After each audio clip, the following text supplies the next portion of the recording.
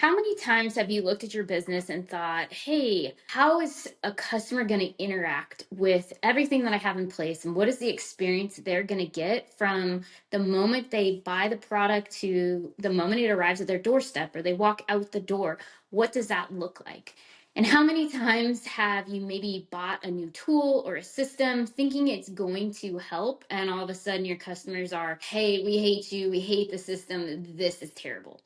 So the biggest thing I think is looking at this and saying, all right, how do these kind of connect? How does having a good system equal a good experience and make the company as a whole work better? I think a couple of good examples that actually happened this week. Going to the store and buying some food. Actually, this is at the grocery store. And there's a process of when you make a sandwich for somebody, and you would think, hey, maybe just check some boxes, fill this out, done. No, it wasn't that way. It was the most painful experience ever. And it makes something that's so simple not have the best experience. And I thought, man, I don't know if I ever want to come back here. Yes, the sandwich was amazing, tasted phenomenal, but it took me 10 minutes of a person making a sandwich that really only had 4 ingredients on it. Another example was earlier last year when it starts to get cold and your tires lose pressure. So I go over to Discount Tires. Discount Tires has a new system in place, which I think is phenomenal for them just because they offer so many great services. They're willing to fill your air up for free, rotate your tires, all of that. And it used to be you just drove into the line and they're like, hey, ready for you. They look at the numbers, you go through. Now, because of technology and what's out there, they want to be able to scan the VIN number on your car, put you into the CRM system. So now they can market you, they have you. So, hey, when you want to purchase tires, they'd like you to come back to them.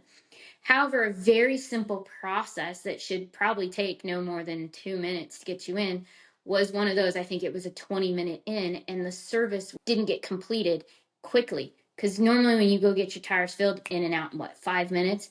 And here it is 20 to 25 minutes later of just working on my vehicle, let alone whoever else is in line.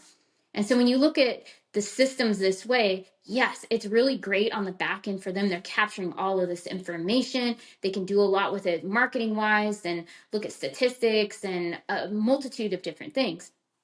However, for the person coming in and wanting to just get a service done, it was very problematic because I don't know that I really have 25 minutes of my life to waste right now getting air in the tire. Yes, I know I need to fill it up and it's got to get done. Today is not the day. So it's things like that where, again, I went back a while ago to do the same thing and they've made changes to that system. And now it's this quick scan. They enter in a couple things, done. And a lot of times when you're buying new solutions, you do have to go through and test and work out all of these bugs. What do people actually think about it? My word to you as a founder or business owner is yes, you're always going to have complainers and you can really spot those out. But the people that have really good advice to give back to you to say, hey, you know what, this is a great tool.